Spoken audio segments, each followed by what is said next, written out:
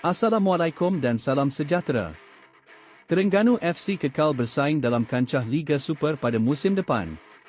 Setiausaha Agung Persatuan Bola Sepak Negeri Terengganu, Ahmad Shahrizal Yahaya berkata, keputusan berkenaan diambil selepas perbincangan dengan begitu teliti bersama penggiat sukan, pemegang taruh serta pemerhati bola sepak tempatan. Hasil perbincangan dan penelitian yang dibuat, PBSNT pada prinsipnya bersetuju Terengganu terus kekal bersaing dalam saingan Liga Super pada musim akan datang.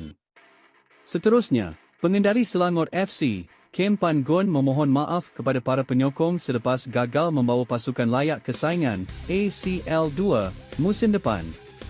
Walaupun kecewa terlepas tiket Asia, Kem Pan Gun tetap bangga dengan perkembangan skuad Gergasi Merah sejak beliau mengambil alih pasukan.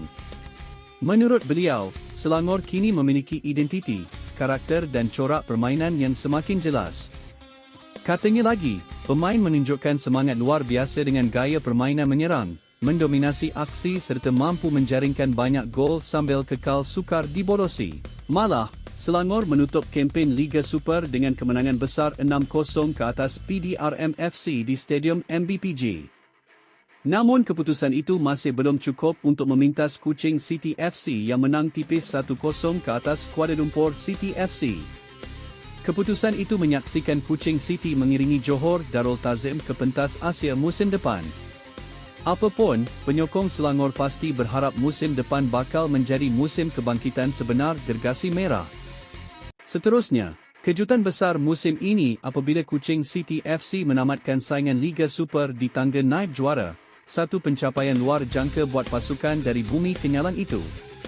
Pengendalinya, Aidil Syarin Sahak menzahirkan rasa syukur dan menyifatkan kejayaan ini hasil kerja keras pemain sepanjang musim.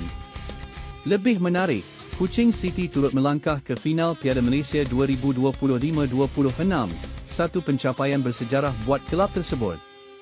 Menurut Aidil, tiada siapa menjangka mereka mampu berada di kedudukan kedua liga, namun karakter, disiplin dan semangat tidak berputus asa menjadi kunci utama kejayaan. Kejayaan ini juga membuka peluang untuk mereka beraksi di pentas ACL2 musim hadapan.